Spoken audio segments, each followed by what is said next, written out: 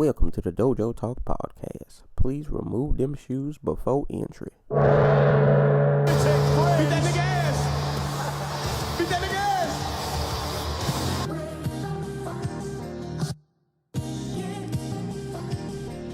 Yeah.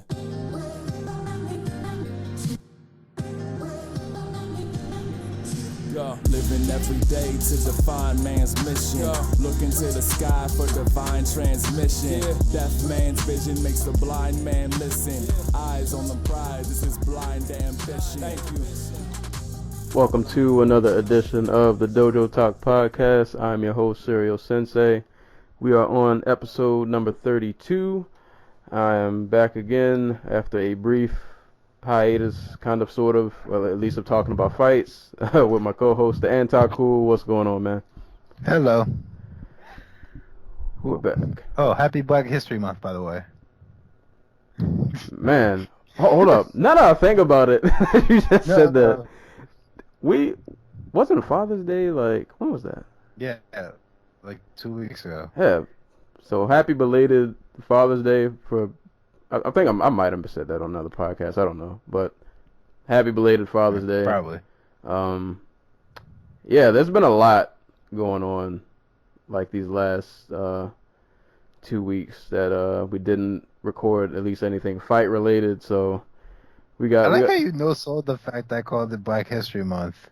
We're in June, man. We are. We are. Oh, yeah, and it was Juneteenth. Ah, shame on me. Yeah. Juneteenth was what? June? I forgot what the exact. It 17th, 18th, 19th, I think it's the like 19th. I want to say 19th. I should probably. All I know check. is we celebrate around here on like the second or third Saturday of the June. So Y'all have a whole firework / gun situation. Probably. It's more of an old people thing, so. All right. Yeah, I don't know what people do over here, but I don't know if they're old because I can't see them when they do it. But I called it Black History Month because Lavar Ball was on Monday Night Raw last night. And did you see what happened? No, I saw a picture of LeVar Ball with a shirt off, and I was like, I don't think I want to click on this at all. So I just kept. It was magical. Oh my God. Did he do any moves? Did he get slammed So I didn't watch the whole segment, but they come out. It's him and his two sons, and they're like the dad, Lavar. Yeah. Fuck, I'm always getting the names confused because he would have named them after himself. He fucking just sprints out to the ring with like the biggest, fakest smile on his face. He tries to roll into the ring, and he can't. So it's just like his head in the his upper body in the ring with his legs out. He puts one of his legs in the air, like he's fucking drunk. That sounds Lavarish. Oh my God! Because this caused so much shit. They gave all three of the microphones, obviously, and then they were doing a segment with The Miz. And The Miz is currently in a feud with God, I feel embarrassed. Dean Ambrose. With Dean Ambrose. So Dean Ambrose music hits. I think it was Dean Ambrose. And LaMelo, the one in high school who has to be like 16 years old, hears this, and what do you think he says into his microphone? I don't even. He screams, "Get this nigga!" twice into a live hot microphone. Why is LaMelo there? Like, just cut, dude. And just so you know this, I don't know how familiar you are with wrestling. There have been 2 times in the WWE's history before last night where the N-word was used. I know what happened in. Oh no, that wasn't WWE. With Booker T? Yeah, I remember that one. Yes. And then the other one happened with Vince McMahon calling John Cena a nigga What? While Oh. Booker T was standing right there. And Oh. Booker T was on commentary last night when this happened. Oh man. Now I gotta look this up. See, nobody told me like all this happened. Hold up, I have to send this to you because it's the most amazing thing. Wait, here we go.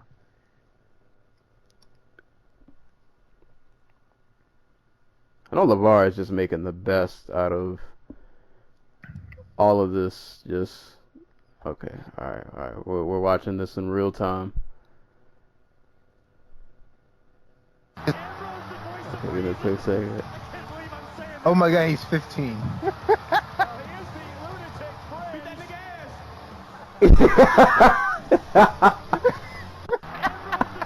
Hold on, I gotta bring this back one more time.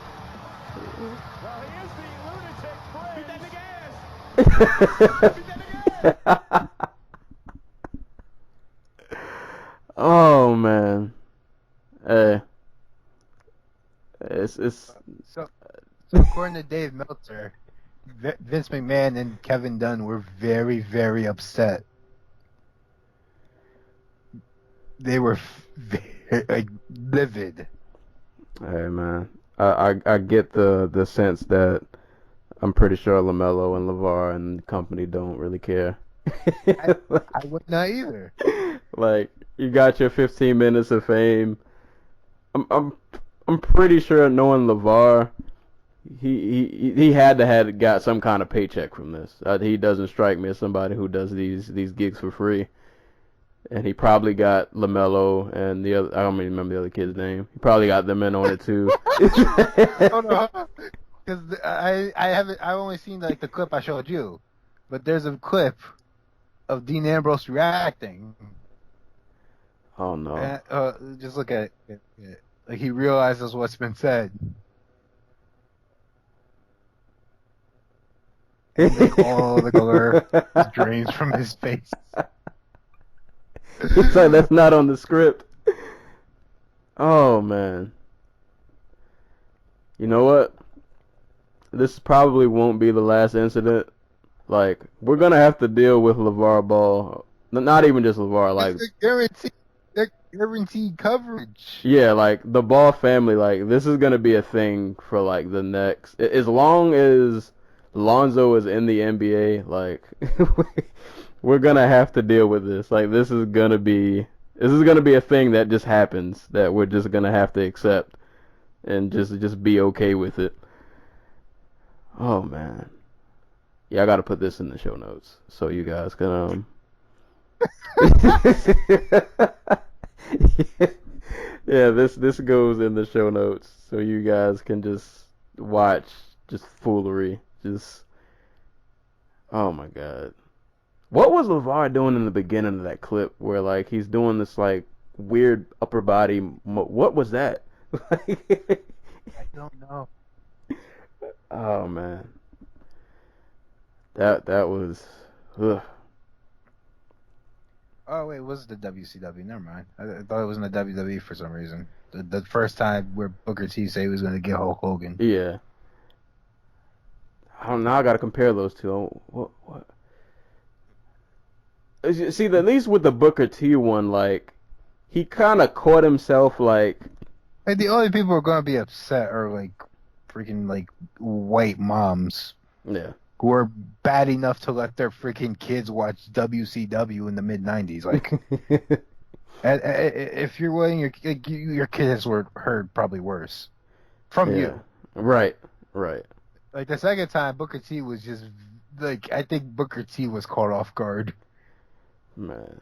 See, at least Booker T, like, he caught himself. I ain't gonna say halfway. I think he got more than half the word out. But like, you can tell he that got the whole word right. out, but like the he second didn't. it left his mouth, he was like, "I fucked up." Yeah, see, and that's the thing. Like, you could tell that he knew right after he said it that like, oh, I got too hyped, and then he just kind of like, nah, LaMelo didn't care. Like, this was straight, like, basketball court talk. Like this was a world star moment, just like audio commentary. Oh man. Like the worst for me was when Vince said it. I'll have to look that one To up. John That Cena. one for some reason, And like he I don't. made Booker T. He made Booker T be in the segment with him. That one I don't remember. I'm gonna have to look that one up. That is, hey man, this is a. Yeah, before y'all even listen to the rest of the podcast, I'm gonna post this show note and just watch this first, just so you can. And I gotta put this gift too. Like I gotta put the gift. Because Literally the day after the weekend for the BET Awards. man, It's gonna be. I could be prouder to be black right now. God. I can't lie to you. Lavar Ball, man, endless entertainment for the next probably like decade or so. Just Unless his son turns out to be a flop. I feel like even if Lonzo flops, he'll find a way to pull off these shenanigans every so often. Probably just won't be on WWE because I'm pretty sure this is the first and last invite that he's probably gonna get. Dude, are you kidding me? Are you kidding me? If this pops a rating, they're gonna invite him back. Well, I think he can come back. I don't know about LaMelo. I don't What dumbass gives a 15-year-old a hot microphone? Right. Like, And come thinks on. he's not gonna just. Well, not even that. It's just like he's 15. He doesn't process the things he says. Like, he does not give a fuck. Right. Clearly. Clearly. I can only imagine now that his brother's in like the NBA and like his dad's telling all these people, "Oh, I'm going to send my 2 kids to the Lakers, my other 2 kids to the Lakers." Like, he doesn't care. Man. What I don't even. I almost want to watch this one more time, but for the sake of time, I'm gonna leave this alone. I might revisit it at the end of the episode. I should use this as. See, that's my gimmick. That's my gimmick, man. I got derail the episode every single time, right when we open. I should use this as the intro. Yes. I might find this clip and just chop it up. This might be the intro. Oh man. This is a new Talk podcast. Right. Hey man, don't let the WWE know. I don't want no copyright notices, but I might try to throw this in there. I would love to see them claim this. Oh man. But yeah, I don't even know how to follow that up. We gotta follow up with the news, bro. Yeah, so before we get into sad. all of these fights and shenanigans that happened this weekend, we got a lot of bullet points to hit. What should we? Well, when you want to start off with? Let's start off with the sad news. All right. For those who do not know, I want to get the date right. On June 16th, I believe it was, former UFC fighter Tim Hague was involved in a boxing match in Edmonton, Canada. Let me just double check and make sure I got the date right, because yeah, it was June 16th. He fought Adam Braidwood. Hague got knocked out, and when he went down, his head proceeded to bounce off the canvas and just like snap. And they after the fight, he was complaining that there was something wrong with him. They took him to the hospital. They had to put him in medically induced coma, and he was later pronounced brain dead. Like, I want to say a day later, and taken off life support like the day after, something like that. Every once in a while, like, we sit up here, we joke about all this stuff, and we have fun watching it, and when it comes to combat sports, but every once in a while there's just that moment, that sombering moment where you realize there's a lot on the line here. And and it just this tragedy and like the reality of what the sport really is, or these sports really are, like how much danger is involved in them.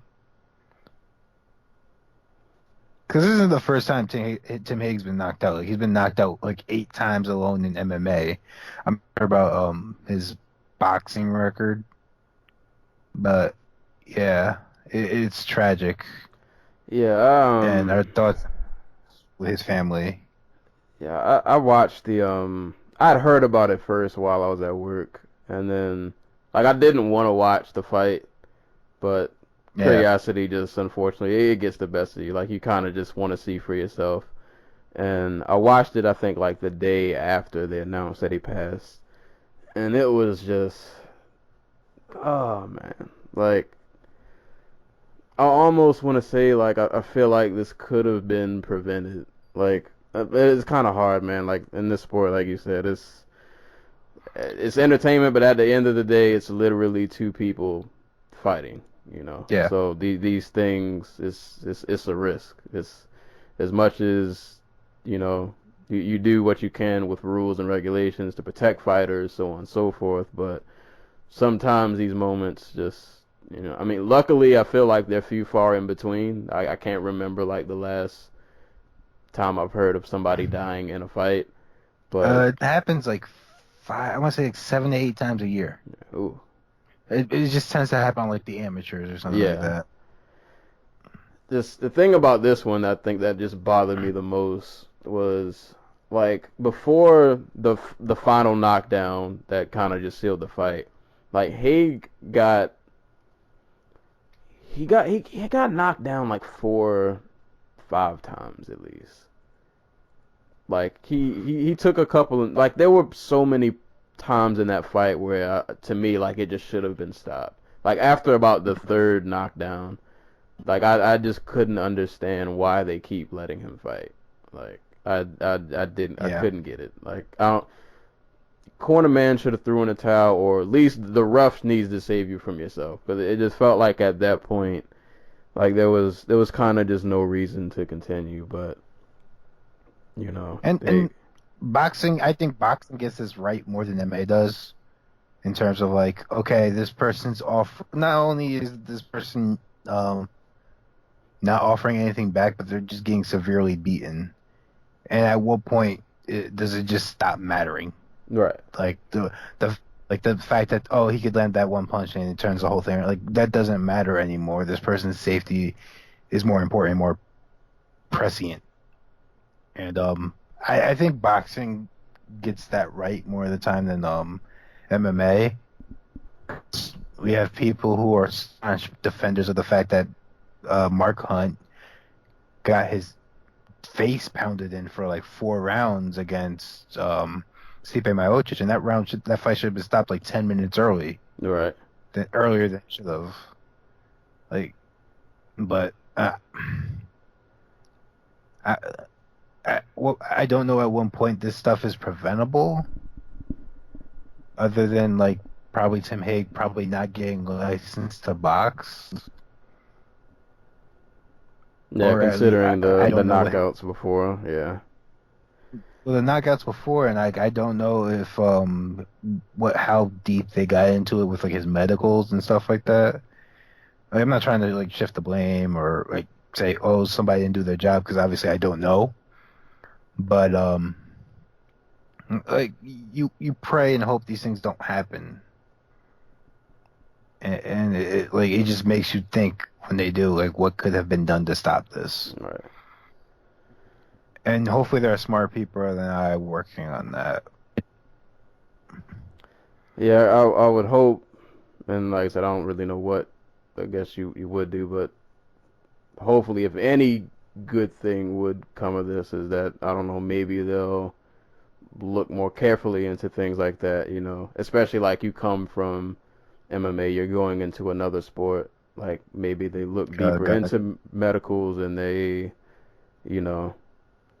I don't know. I kind of don't really know what the solution is, or if there really is any. I mean, you say that, but like, what's our next bit of news? You know what I mean? Yeah. So, But before we hop to that, I just want to throw this out there. Let me just find the name real quick. Find the name. What's the name of the person? Ian. Okay. Ian Hague. The Tim Hague's family set up a GoFundMe for his memorial. I don't know what the price are. They probably have to get his body back from Canada and all the other expenses. Plus, this dude was fighting for a living, so I'm assuming he wasn't making a lot of money. His family could use the support, is what I'm saying. So go to GoFundMe.com/Tim. Is that dash? I guess dash Hague dash Memorial. And if you have any money to donate, it'd be a good way to honor Tim Hague's memory. yeah. I think Mitrione shouted that out too on the Bellator fight. So yeah, send me that link so I can I'll definitely put that in the show notes for anybody who wants to donate. Yeah, like I said, we love the fights, we love to watch the fights, but unfortunately things like this they happen sometimes, and this one happened to be, I don't know. It kind of hurts to hear that because it just makes it sound like an inevitability we all accept. Right. But it does. Like, this stuff happens in the course of fighting. Yeah. And we hope there's just safer ways to go about making sure this doesn't happen. Hopefully we'll maybe see some kind of more, I don't know, if there is any preventative action, maybe something good will come of this. Maybe they'll look into things like that more beforehand. I don't know. Hopefully some good comes out of it, but at bare minimum, at least, if you can donate, definitely would be a good look. Definitely would be much appreciated, and definitely rest in peace to Tim Hague. And I guess rolling on to more, I guess, kind of bad news on another slightly somber note. I don't remember the date either of the Matt Hughes. Right. I think it was the same day. Yeah, so yeah, it was at least around the same day or the next day. I think Matt Hughes was driving his truck and ended up being hit by an oncoming train. Latest articles and things that I've seen is that his condition is improving, but he's still, I believe, he's in a coma, right? Yes, he is. Let me see. It says minimally responsive. He has no broken bones or internal injuries, and he's stable, which is good. Yeah. I'm assuming. I'm not a medical expert by any stretch of the imagination. His family thinks his condition is improving, so that's good. So yeah, we'll keep tabs on that. I feel like every so often they'll put something out about his condition. So at least it seems for the moment that he's obviously not in great condition, but being stable, I guess that's something. That's something. So definitely well wishes to him. Hopefully he gets better. Hopefully we can see him again. That would suck to lose two fighters in such a short span. That would definitely suck. So best wishes to Matt Hughes and his family, and we will definitely monitor that situation, and hopefully he gets better. Yeah. So after the two somber notes, on to some a little more lighthearted, better news, some good news. Chris Cyborg will be fighting again in the UFC against one Megan Anderson. Her natural weight division. Right. Natural weight division. In her natural weight division against Megan Anderson, Invicta's 145 champ. I'm pretty excited for this. I'm glad Megan will at least get some kind of press some kind of good look. I'm not sure how she'll do in I'd the say fight, like just but by virtue of being like the number 2 featherweight, she's done pretty good, just consistently calling out Cyborg. It should be noted this is going to be for the UFC featherweight title. They stripped during the Rondomy of the title, and they didn't bother to tell her. That's the funny part. oh yeah. So the Rondomy, what is it? She refused to fight Cyborg. Excuse me, because she's a cheat, and slightly to the Rondomy's credit, Cyborg she was busted before, right? I'm pretty sure. It was way back when though. Yes. Yeah, so that was in Strikeforce, that wasn't it? Yes, Strikeforce. All right, so She got caught with. She also got caught like last year. did you? Like, yeah, like she was on. Like, she said she had depression and she was on drugs for that, to like monitor her hormones or something like that, because she had severe depression and like her body was going whacked out on her because she had to make 140 pounds, and like they gave her an exemption, I think, which is the only reason she's allowed to fight now. I think it was the Lena Landsberg fight. That was the one where she was flagged by USADA. But she didn't get penalized for that one, did she? No, she went to Okay. court. I think she went and fought it, and like I don't know if it got overturned or they gave her exemption or something like that, but Okay. something like that. Yeah, because the Strikeforce one, I know that one she got penalized for. Yeah, she was gone for like a year. So I guess you could technically, say she's been clean since Strikeforce, being that the one from last year didn't stick.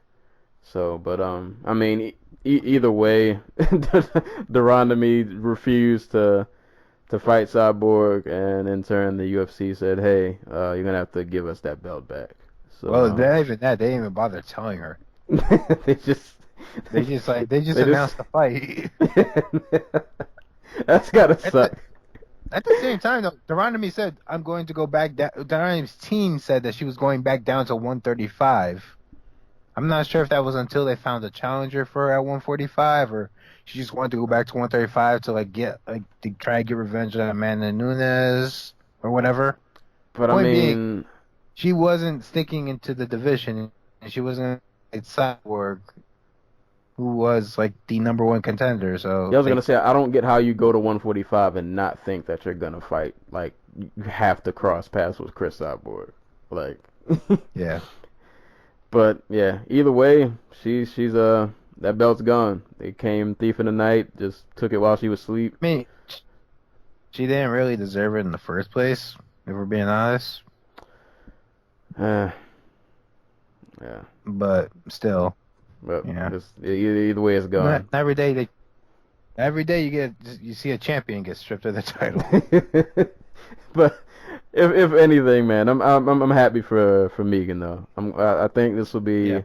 I think this will be a good look, Oh. and I think she can make this fight competitive. Like, she's a big girl, man. Yeah. It'll be competitive until Cyborg hits her, basically. Yeah. I'm not gonna pick her to win, but I think she can at least. I think she can get out of round 1. I think she'll get out of round 1. Oh, shouts out Caressa Shields, who's working with Chris Cyborg. Oh yeah, the Two-time Spawn Olympic video. gold medalist. Caressa Shields is working with Cyborg to beat Megan Anderson. And they have a pretty awesome video of them sparring that I Yeah. just thought was really, really cool to see. So, yeah, that's definitely shout-outs to them. Shout-outs to that fight. But those are the only news. UFC 214. Just a quick.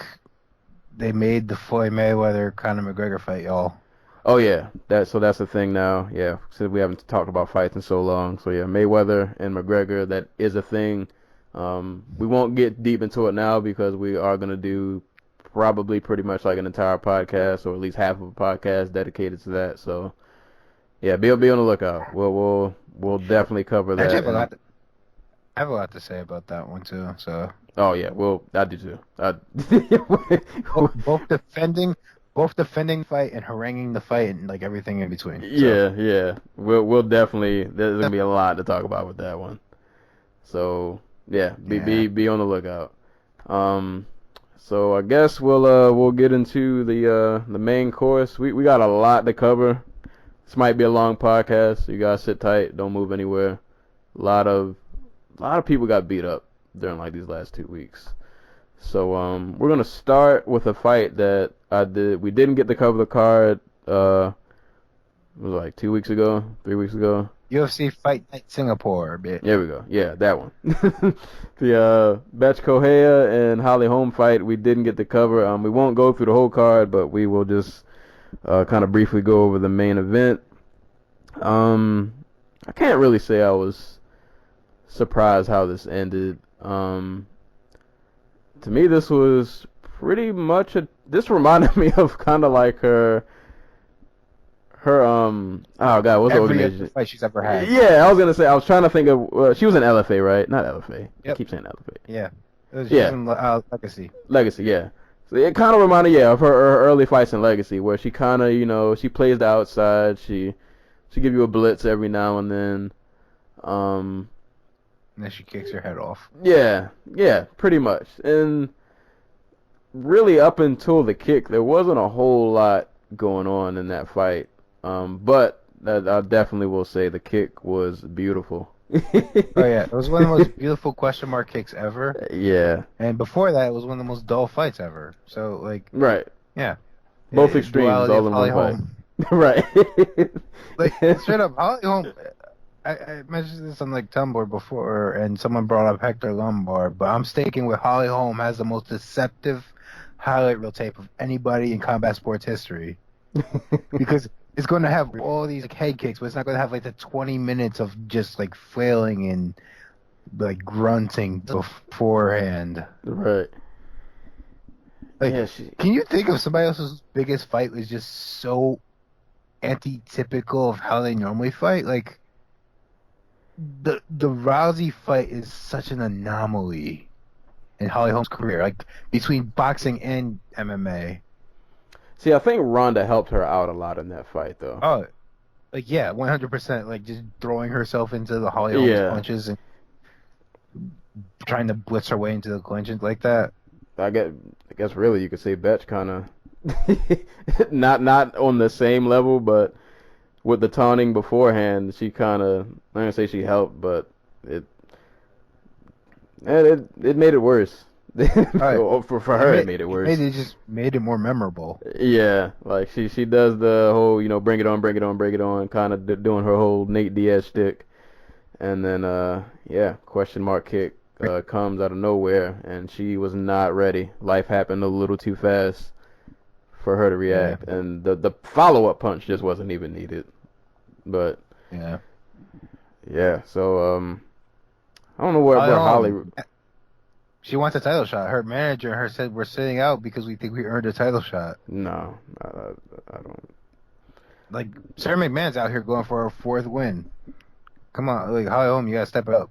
Yeah, I get it. You got a highlight KO. That's awesome, but you're 1 for 4, 1 for 3 in your last 4. Yeah, that's not title shot worthy. So, but we'll see. We'll see what happens with that. And for Betch, they might give it her. They might. Yeah, I wouldn't be surprised at all. I would not be surprised at all. For Betch, keep those hands up, buddy. Keep the hands up. Like Betch isn't even a bad fighter. She's probably one of the better strikers at women's bantamweight. But like, I think she just had a moment. She is so unathletic. Not even that. I think she's just like athletically and technically and like I call her one of the better strikers. Like the better strikers are Valentina Shevchenko, Jermaine Durandamy, Holly Holm, Amanda Nunes, and Raquel Pennington. You know what I mean? Right. Like besides Pennington, all these other women have striking experience, like legit striking experience. And Betch just happens to be like the most technically proficient boxer out of everybody else in the division. But she's so athletically challenged that it just doesn't matter. And it did not. That's a rough way to lose a main event. That's I don't really have much else to say. That's a rough.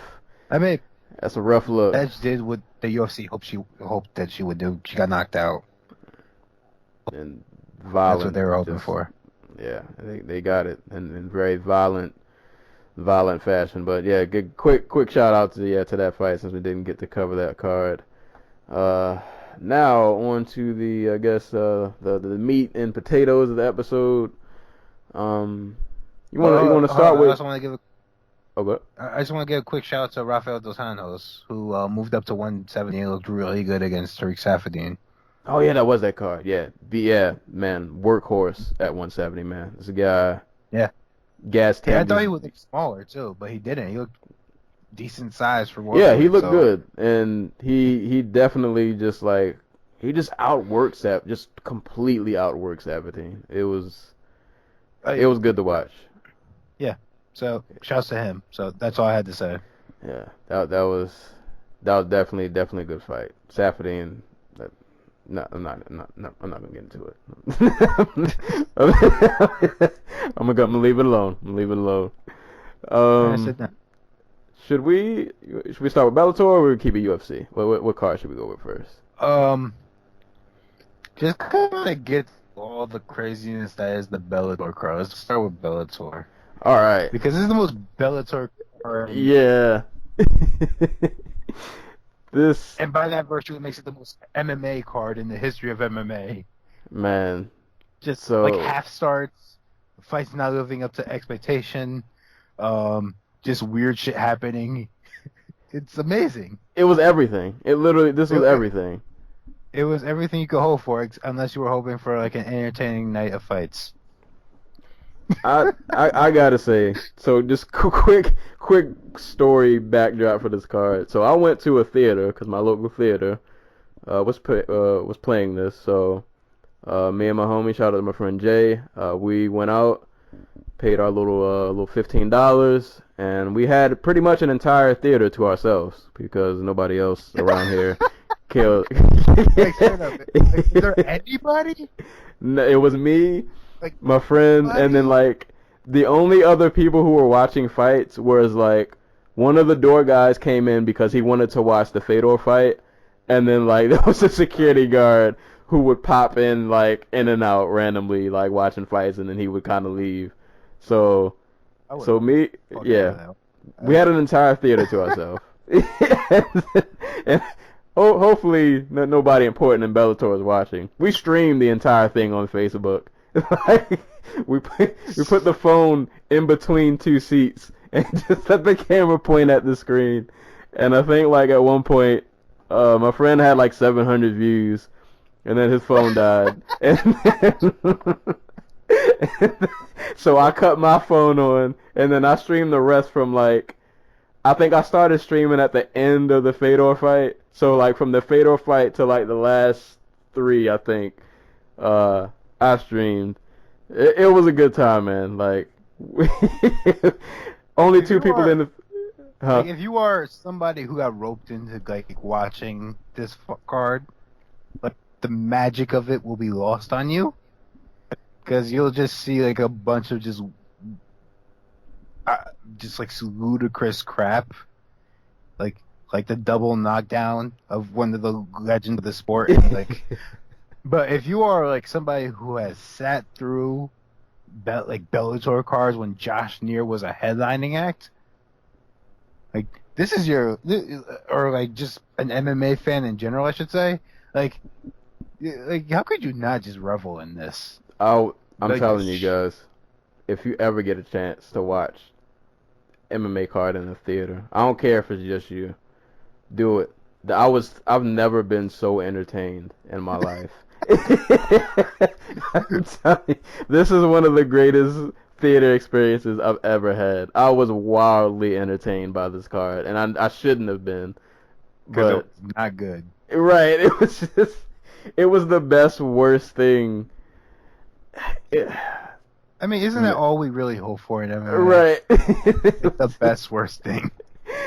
It was so much of everything. So I guess just starting from the top. Chael Sonnen and Vanderlei Silva.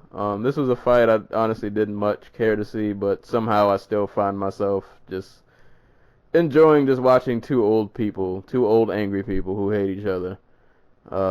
just kind of do their thing. So Chael, I feel like to me this was like a typical Chael fight, to be honest. Just Oh yeah. rush in. Except he got hurt more. Yeah, except he did get hurt more. Vanderlei rocked him twice, I think. Twice, something like that. He dropped him once and then rocked him another time. Yeah, he dropped him in the first round, but Chael recovered and kind of just did what Chael does, just relentless pressure with the takedowns, top control, typical, ground and pound, typical Chael fight. And then, the second round was, pretty much a bit of the same. He stunned him, I think, with a punch. I don't know why Vanderlei, I feel like he should have, because every time he would get taken down, he kept going for the guillotine. And I was like, you should just sprawl, man. Just sprawl. Because I feel like if Vanderlei's guard game when he was at his prime was already outdated. Like, just sit there on your back and like pray for a stand up or go for a guillotine and just like chill out. Like, dude did not roll to his side once, did not try to like create space and get up. Nope. He was just like, nope, y'all gonna have to get me up. It was guillotine or die. Yeah. It was guillotine or die, and Chael just kind of did what Chael does, and this fight, and then Chael wins the fight, and so I left the theater because this card didn't end. It was probably like 1. I didn't get home till like 1 in the morning, and then I went to work for overtime the next day, which was really hard to do. But so as I was leaving the theater, I heard Chael just talking Chael talk, and apparently he called out Fedor after the fight, which I don't want to see that, but if that shows up in theater, I might be back again with my $15 to watch another. Like, it's weird. This card somehow, like, I don't know what Bellator did to me, but I became more of a fan. Because normally I would hate this kind of. Normally I would hate this kind, and not to diss the whole card, because there were definitely like some legit fights on this card that I was really looking forward to. But like, your fights. 2 good fights on this card. Yeah, and those two I was really looking forward to. Those two, but yeah, the Sun and like normally fights like this, I just don't care at all for. But it was something about watching this in the theater that just made it. I don't know. It was some kind of magic. I couldn't get enough of it. Like, I had a blast watching this card for some reason. I don't know what Bellator did. Bellator 180 was Bellator exposing the business, like just the sham that is MMA as a sport. it's not a real sport. Oh boy, that's what Bellator 180 taught me. And man, it got so much weirder. Oh my God. The aftermath, like you forgot, you missed the part where he talked about how he tapped out Tito Ortiz and got MSG to chant "fuck Tito" at the top of their lungs. Wow, yeah, I was long gone out of the theater by the time that happened. He's like, I tapped Tito Ortiz, and the whole fucking place is erupts with "fuck Tito" chants. Man, just. This was Bellator at its best and worst. Just, I don't even. It's the same exact thing, and we love it.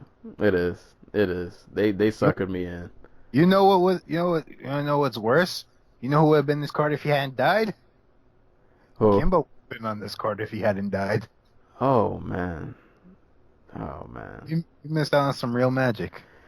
We did, but I still got something, man. The card just got weirder. Like, oh my God, this was the most normal fight besides the Larkin Lima fight. Right, this was the most normal fight on the card. So, moving on downward. The entire card was just bizarre.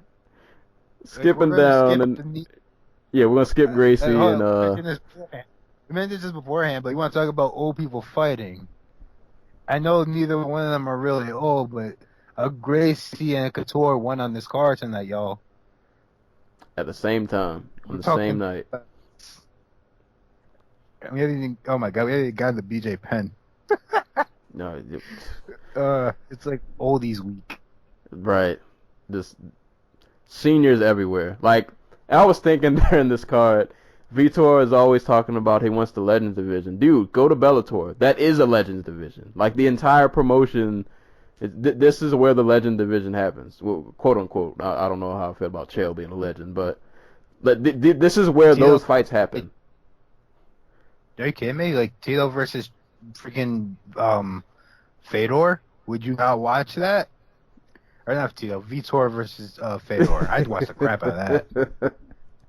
Like, Vitor, especially the Vitor that fought a Marquardt. Right, like Bellator, this Vitor, this organization was made for you. This is your time now. This like, made, brother. So much. Chuck, dude, Chuck Liddell wants to fight. Chuck Liddell wants to fight again.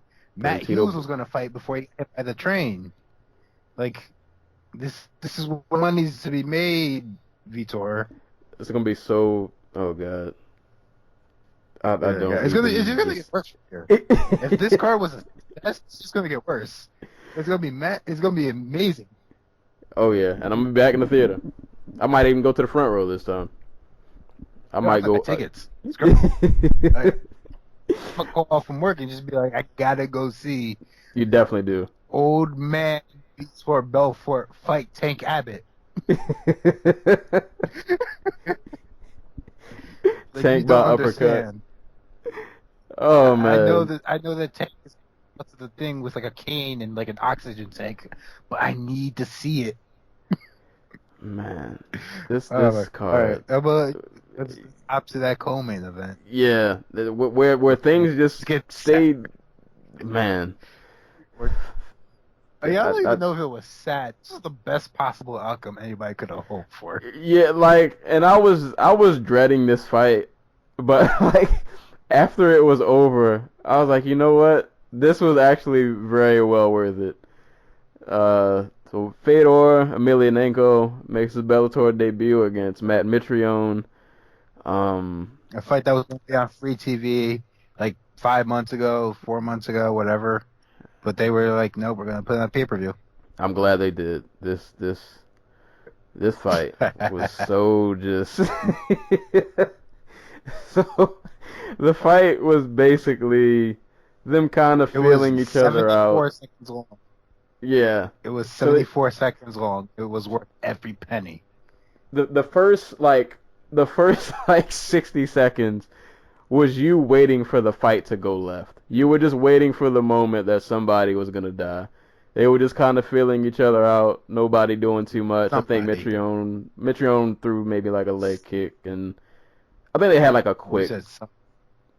Huh? You said oh, yeah, somebody. Oh, we yeah. all know. Oh, yeah. Yeah. Oh, no, we killed this guy, man. So, after the first, 60 seconds of the feel-out process, they both decided to go for broke. They both went for broke.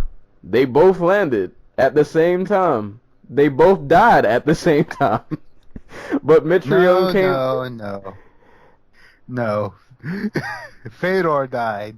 Mitrione just got All right, so you can see, as he's falling backwards, he can see that Fedor's falling too, because he's staring straight at him. Fedor's already looking off at the lights. Mitrione's like, "Oh shit, I already won." Oh man! And then he just rushes Fedor, and then just proceeds to just beat his face in, and Why is he here? It was. That might have been the single most entertaining fight I've seen in the long, that ending was so bizarre that it was just... what's up with Fedor's posts, Fedor since... I get that Fedor fought in Pride, but and I get that a lot of his fights were him versus Zulu or whatever, but his fights are just like gigantic jokes now. Like, oh, I'm going to go fight this 7-foot Indian dude who has no ground game. Oh, I'm going to go fight Satoshi Ishii, and he has like zero aptitude for MMA. Oh, I'm going to go fight, what's his name? Oh my God. Fabio Baldonado. Fabio Maldonado. And I'm going to go get my ass beat for a round and literally get knocked out like 7 different times. But since I'm the boss of the referee, he'll let me come back and I'll win the last 2 rounds. Oh, and I don't know if they mentioned, because I didn't watch any post-fight anything. I don't know if Fedor said this was going to be his last fight, but No, he did not. After that performance, man, you gotta keep your legacy intact. Nah, man, you gotta go back to the drawing board. Nah, the drawing board was cracked. Like, the Mitrione punched a hole. He completely shattered the drawing board. He punched a hole in it, and I don't think we need to put it together. I'd like to remind people that the UFC tried to get Fedor versus Brock Lesnar made last year. That was a thing they tried. God. Can you imagine that? That would have went bad. Oh, God. They were going to sign him until the Maldonado fight. I just... God, and then the next fight, this card just doesn't get any more normal. Like, it just keeps being a Bellator card, where just it keeps being a peak Bellator card. Like, this is a throwback. If anybody remembers, God, what's the homie's name? Thiago Santos versus Eric Prindle. This is that, where they both their fights ended in Thiago, like one of them kicking the other in the nuts.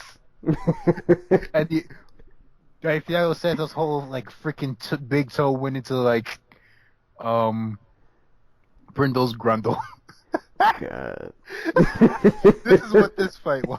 That was what this fight was. Oh man. So this next fight, which sucked, man, because I was so looking forward to this fight. This was one of the guaranteed bright spots on the card, by the way. Like, oh, Chael might beat up Vanderlei, and Fedor might freaking die again, but at least we'll have Lima Larkin and a Chandler fight. Yeah. Nope. Yep. As the Bellator gods would have it. Because Michael Chandler's career is just fucking bizarre. Yeah. That poor man. So we get this fight, and quick mention, man, Brent Primus is built like Captain America. Like, oh yeah, no, he's fucking this huge. dude is shredded, and just how he makes 155 to me is a mystery. But that aside, we get this fight. So I don't know, and then I probably should have read up on the article. So, well, actually, you know what? Tidbit. My friend who I went to the movie theaters with. So remember I mentioned he streamed this on Facebook, and obviously he had a lot of people follow and comment, like 700. So and he's like into the MMA community, so like he knows a lot of people who train.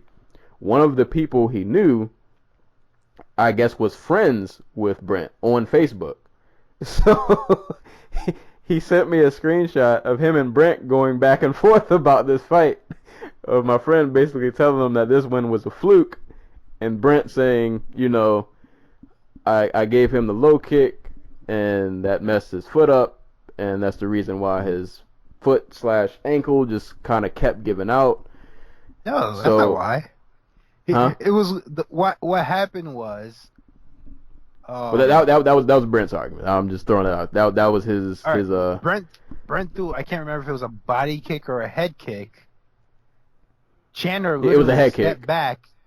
He threw the head kick. Chandler stepped back, and instead of like stepping on like his heel, he stepped all his weight onto his freaking ankle. And it just collapsed on him. Yeah. And he couldn't stand on it afterwards. Like, I still think it's a legit win for Primus because, like, you know, you made your opponent fuck up their body. Like it's legit in that sense. I don't know if they fought again. I'd say like, Primus would win. Right. But like, yeah, no, this was just like a fucking like disaster. Yeah, it was one of those freak moments that just like, But man, I gotta say, and I don't want to take away anything from Primus. I mean, what happened. You can't really, Yeah. What happened.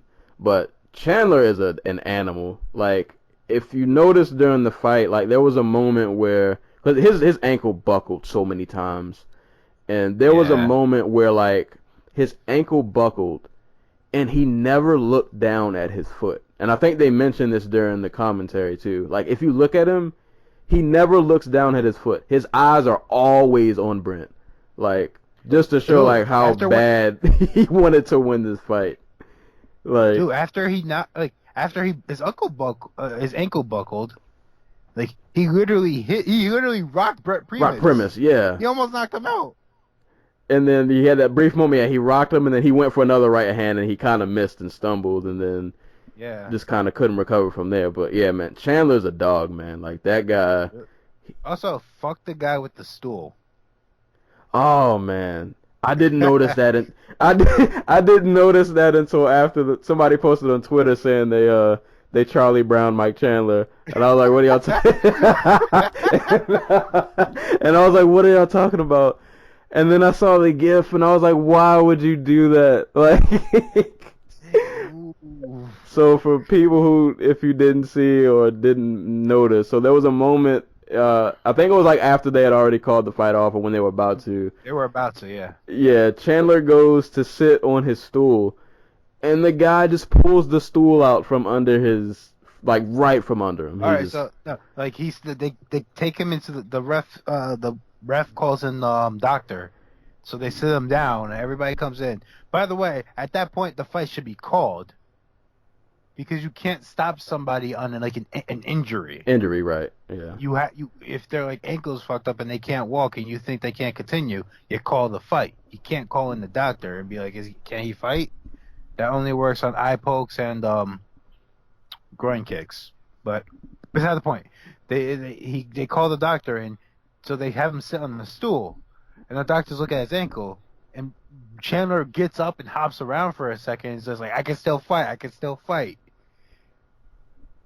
I don't know if it was the cut man or just, like, some New York Athletic Commission dude, but he literally picks up the chair for no reason.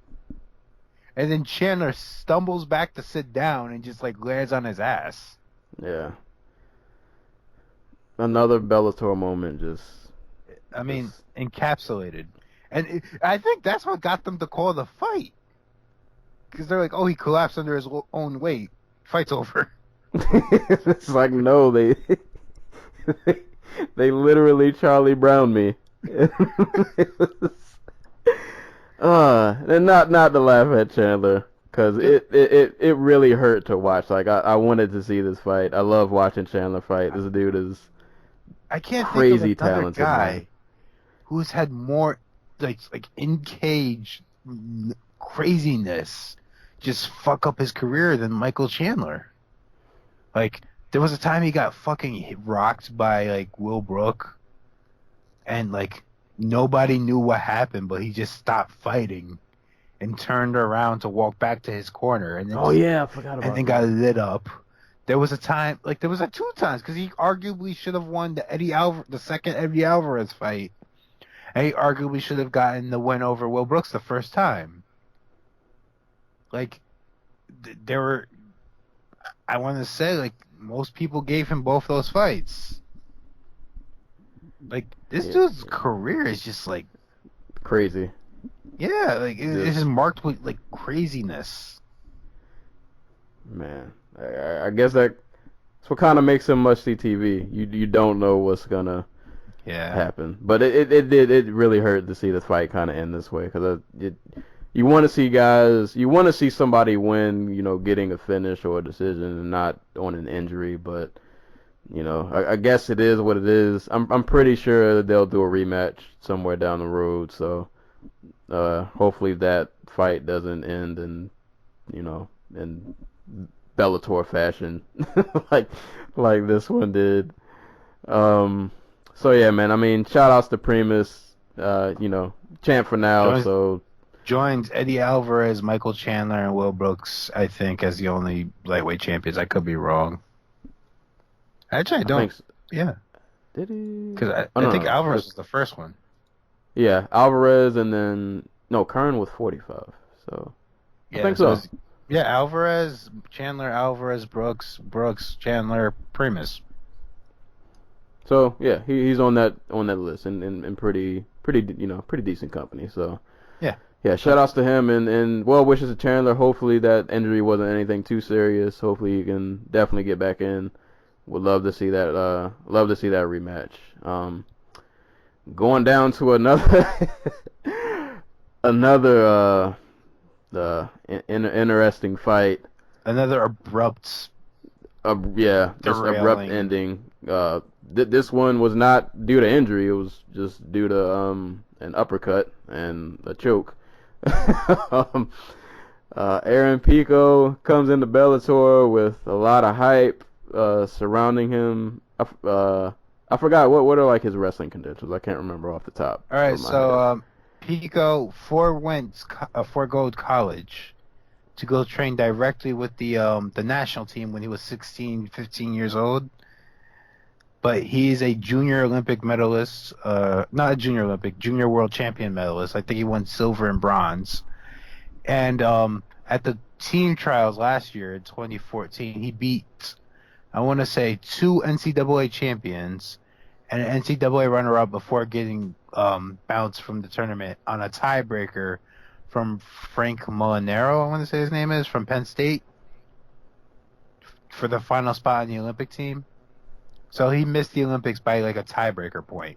It was only 19 years old, by the way. Yeah, that's insanity. Like, yeah, the guy is a prodigy wrestler, and if he didn't stick with MMA, he'd probably be winning a medal in 2020.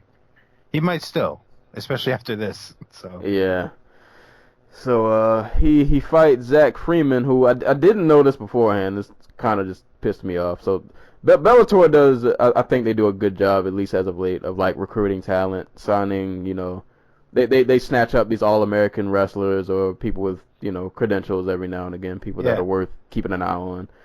But they don't always match them up the way they probably should. And I didn't know that Zach Freeman had, 10 fights under his belt? Yes. Not only that, Zach Freeman went the distance with Thiago Moises. You remember the helicopter armbar dude from RFA? Yeah. That's the guy. He went 5 rounds with him in a title fight. Yeah. Like he is not a bum by any stretch of the imagination. Right. Like that's a lot of experience. And when they said his record was like 8-2? I can't remember what his 8-2. 8-2. And I was just like, "Oh no." Like this I get it. Pico is definitely like immensely talented and apparently Pico and his team wanted the fight.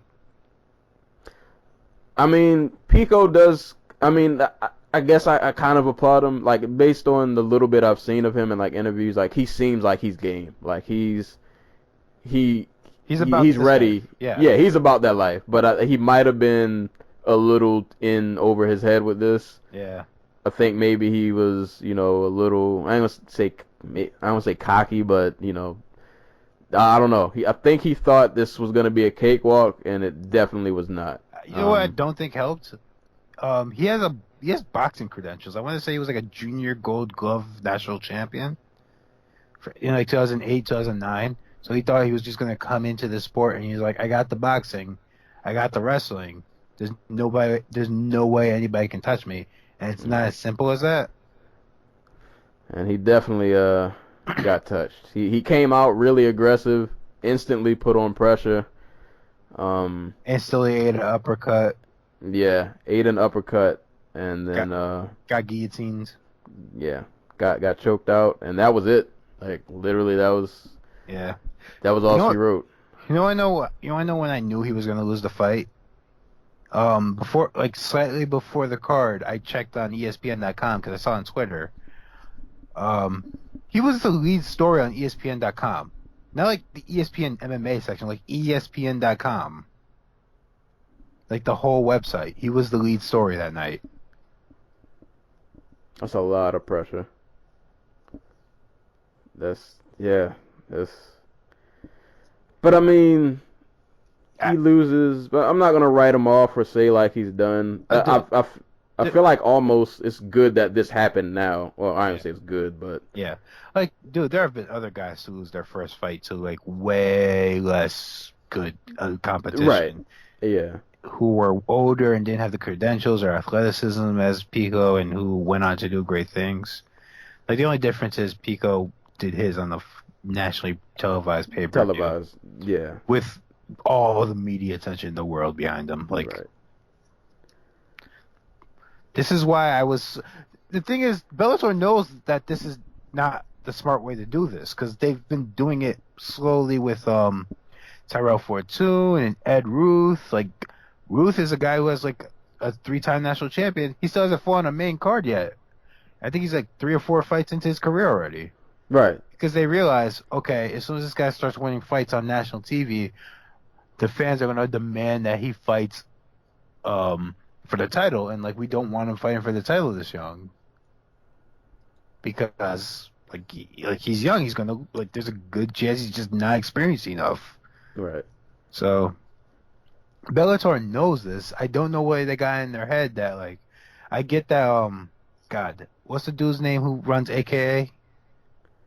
Javier Mendez. Javier Mendez was like singing his praises and saying like he's the best prospect I've ever seen, but like slow your roll still. Like give him somebody to destroy. Right, yeah. Give him a step up. Like he should have fought somebody who was like 1-1. or somebody with a losing record at least. Like yeah.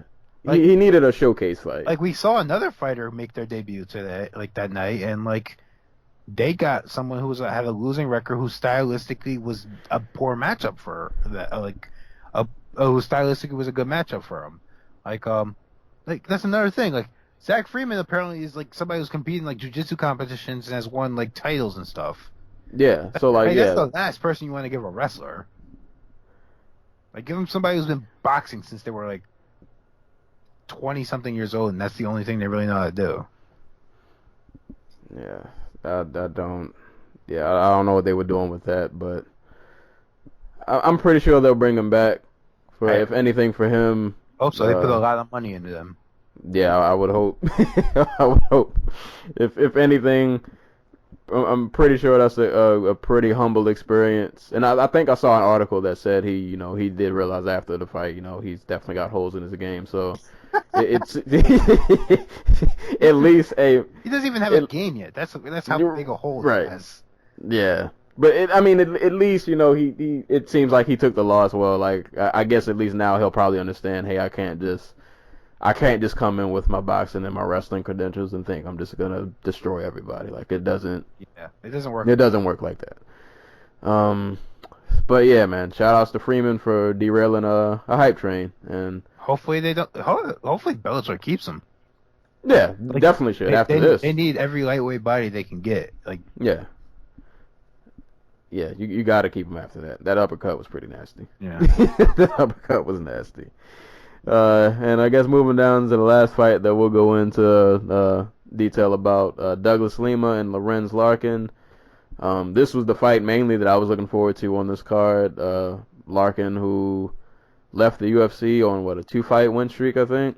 2-fight win streak, had beat Masvidal and destroyed Neil Magny.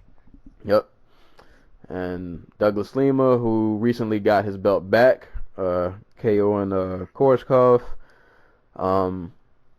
This fight didn't have the fireworks that I was hoping, but I still enjoyed it. I was actually kind of surprised at how much, like, it seemed like Larkin, well, I don't know, like, Lima just, I don't know what he was doing, what that was working, but Larkin just, I mean, he definitely had moments, but like we've seen Larkin just outright destroy people with striking, just brutally just demolish people, and he couldn't do that with Lima. I think it was the leg kicks. Like Lima, for most of Larkin's welterweight career, I can't think of too many guys who are like really good leg kickers. Like even he lost to Albert Tumanov, but like Tumanov did it with the boxing, Yeah. and even that was a competitive close fight. So like having a guy like Lima who is not only like a very fundamentally sound striker, but like he throws leg kicks he's probably the best leg kicker at 170 right now. And like he felt those in the first round. He's like, what am I gonna do? Because I can't get my boxing off if I can't get my kicks working, you know? He did really good defensively too. Oh yeah, no, like, he does a good job of not like keeping himself in distance where he can throw shots and not take too much damage back. And this was a really good defensive fight. Like in terms of like they both landed at something like sub 30%. I want to say. Yeah. I'm like you. I enjoyed the fight. I was expecting a little bit more action, but like Lima's really good. He doesn't have like a full arsenal of things like Wonder Boy or like Anderson Silva, but like he is fundamentally sound, quite athletic, and hits really hard. Yeah. And it like seeing him stick to the game plan in this fight and manage to take I had him winning like 4 rounds. I think the only round I gave Larkin was the last one. Like seeing him become like an actual top 5 welterweight was kind of really cool because Larkin, if he was in the UFC, would be a top 5 welterweight. Right. So Lima officially top 5 welterweight. And I got one more quick note I'll give about him. He's one of the most dangerous people I've seen in terms of like when you back him up against the cage, you're not safe. Yeah. like because he has a way of countering that because he floored Larkin. I think was that the second round. Yeah, second round. Like yeah, he dropped Larkin in the second. Like in a moment where Larkin was probably sure he was about to have a good advantage, and then he just gets cracked with the left hand.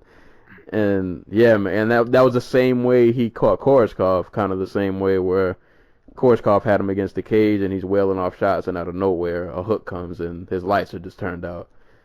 So yeah, man, really, really good showing from Lima, and still a good showing from Larkin too. Still think there are probably a lot of good fights for him over there, and I'm pretty sure those two they'll probably meet again somewhere down the road.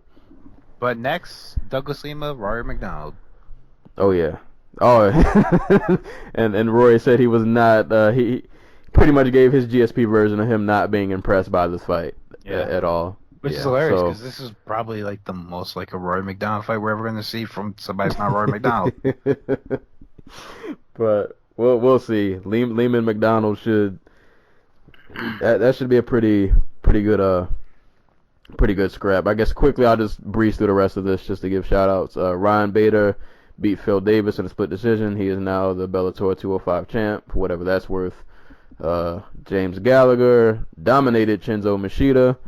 Got a rear naked choke in the first. And Heather Hardy made her debut against Elise Yager, if I'm saying that right. Yes. Landed a pretty nasty TKO finish in the third round. That's definitely a fight to check out if you guys want to maybe miss prelims. And we mentioned Ryan Couture winning, and I don't know if I feel like going through the rest of these, but I haven't even seen any other ones. Really quick, Ryan Bader versus Phil Davis is still only the second worst Bellator light heavyweight title fight in the history of the company. If y'all didn't sit through Christian Mpumbu Atilove, like y'all ain't seen the bad fight. You know what I mean? Like it's like, just for reference, like Tapology is a site where people go and vote for like best fighter, best like besides making their fight picks, obviously they have best fighter, best defense, the best like best all time, all that type of stuff. Obviously UFC dominates the landscape there because its voter is based on people who might only watch the UFC. So for worst fights of all time, I want to say Attila Vey versus Christian Pubu was number 11. What got number one? You remember? Oh God, I can't remember off the top of my head. I know personally, my number one probably would be probably Frank Mir and that might actually be it. Frank Mir Crow Cop. Yeah, Frank Mir Crow Cop for me probably is number one. I remember the day I watched that fight, and I used to hate Frank Mir, like I did at the time. And when Frank Mir got the KO, I was so happy. Like I was so happy that fight was over. Like at that point, I didn't care who won. I needed that fight to end. Yeah, but oh man, no, Attila Vey versus Christian Pubu lacked all the things that would drive it up the rankings and that type of thing. Like it didn't have a big name. I don't think they were on Spike at that point. I think they were still on like MTV. But it was so bad. Enough people remembered it to put it so high up on that list. And that's why it's better. That's why it's a worse fight than Ryan Bader, Phil Davis too. Also, Heather Hardy, better boxer for MMA than Holly Holm. So fight me all. Definitely. Right. So that was Bellator 180 and their shenanigans. But we're not done yet. What was the title of this event? I'm slipping. UFC Fight Night 112. Michael Casilla, if I'm even saying that right. Chiesa. I'm probably butchering it. Yeah, I said it. Chiesa. And Kevin Lee. Chiesa defending his mom's honor in this main event. Did it poorly. He tried to. Did not go too well. I'm not gonna lie. I think I mentioned this before, probably a while ago, that I wasn't really like sold on Kevin Lee. Like I think he's a good fighter, but like there's nothing I see about his game that I'm like wowed by or anything. So I thought Casilla was gonna I'm not gonna say like dominate him, but I thought Casilla was gonna pull this out, but Kevin Lee proved me wrong. He I guess in a way, he kind of dominated this fight though.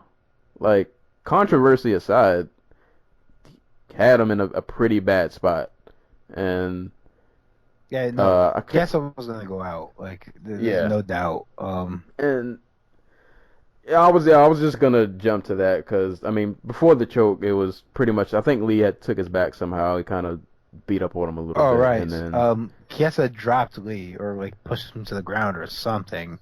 Yeah. And then he tried to grapple with him, and then Lee just took his back because Lee's apparently a superior, more athletically and more powerful grappler. Apparently. Yeah. Took his back, beat him up a little bit, go for the choke. And I guess just to jump into the controversy. So I missed this in real time. Streamed the fight online, and my stream happened to go out like right when Lee had like first took his back, and then I missed the whole thing. I had to watch a replay. So I'm gonna go out on a limb because Yamasaki caught a lot of flack for this call. I'm gonna go out on a limb and defend Yamasaki because I think I saw what he saw. So when Lee first sunk in the choke, obviously Chiesa wasn't out like right in the beginning. So like you could see him fighting hands, kind of trying to get himself out. There was a brief moment. There was a span of like a second or two where like Chiesa's moving his hands, and then out of nowhere he just stops. His hands aren't moving at all, and I think Yamasaki just thought that he went limp. Yeah.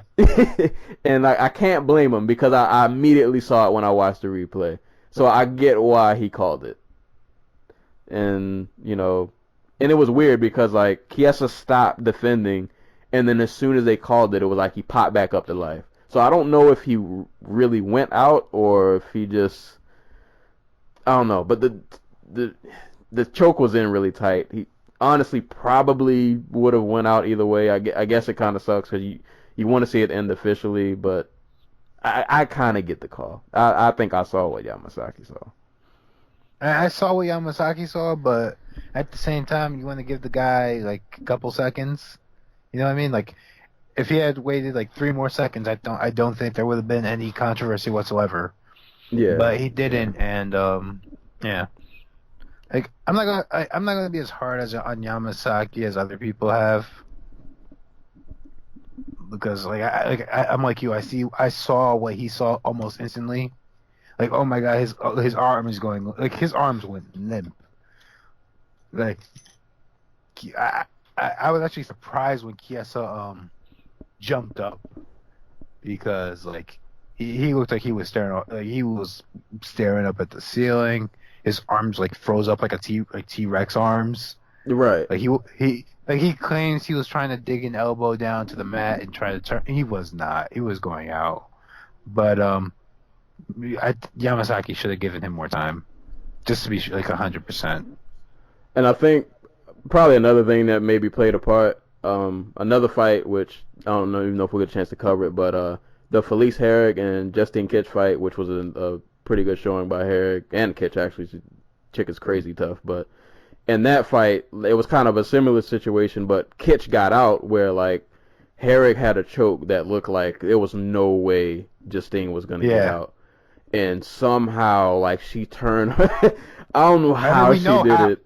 We know but like it was it was wild how she got out of that. So I considering people saw that just like 2 fights before, you know, I guess I get why they're mad, but you know, it is what it is. These two seem to be pretty open to a rematch, so we'll probably get this again.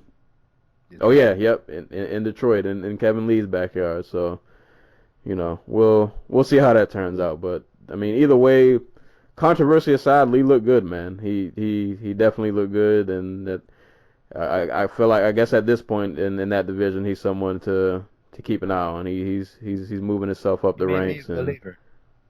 He made me a believer. Yeah, I'll say that. I'm not gonna say I'm on the Lee hype train, but I definitely have a lot more. You know, I'm more willing to definitely give him a chance now. Like maybe I'm starting to see the light, maybe a little bit, but yeah. So that was the main event. He doesn't get a pass for his ugly ass shirts though. So. Oh yeah, that press conference shirt. What? That not even just a shirt. The whole. I'm gonna leave that alone. That outfit was terrible. But maybe it had like the bandana thing going. I don't know what that dude was wearing. He refused to button his shirt. Fucking like straight out the Walmart Hawaii section. Yeah, I don't. Yeah. Not even Target. I was like the clearance rack. Like the under $4 clearance rack. Yeah, I don't know, but solid win for him. This co-main event. Oh boy. Before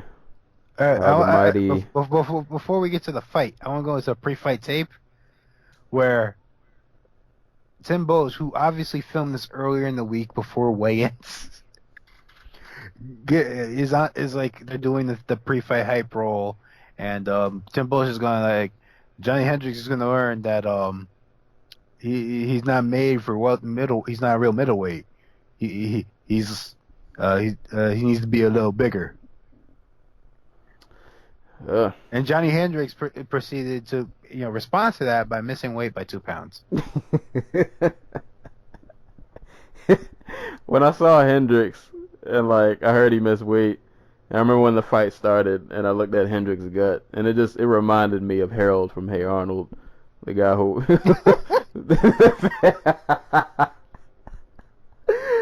And like at this point, man, like I have to joke at Hendricks now. Like at this point, it's just laughable. Like how many times are you gonna miss weight, dude? Like you go up a weight class and you still miss weight. Like at this point, I have to make fun of you. Just. And I feel like you just kind of got it coming the way this fight just turned out. Like you got what was coming to you. Mm-hmm. Bosch looked good though, man. Like he never stood still. A lot of movement. As you all know, Bosch is very friendly with throwing uppercuts. saw a lot of those. He was better than Hendricks everywhere. Oh yeah. But Hendricks didn't look terrible. Like that's the thing. Like in the fight wise, like technically he didn't look terrible. Like he had his moments where he was just like blasting Boach when he was against the fence and like, he was cornering him, he was landing. But like there were too many like 50-50 exchanges, and you're not supposed to have that with Tim Boach.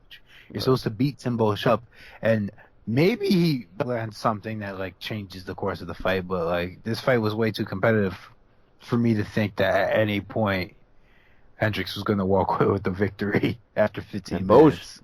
Bosch teep kicked him like 30 times. Like he had the teep kick. True, just, yeah, that teep kick was just He's like, every oh, like 5 seconds. He didn't make weight. He didn't make weight. Right. I hit him in the gut. He repeatedly teep kicked this man. But yeah, that ending sequence. So yeah, he throws a head kick and stuns him. Yeah. And then catches Drops him, on gets the him right against hand.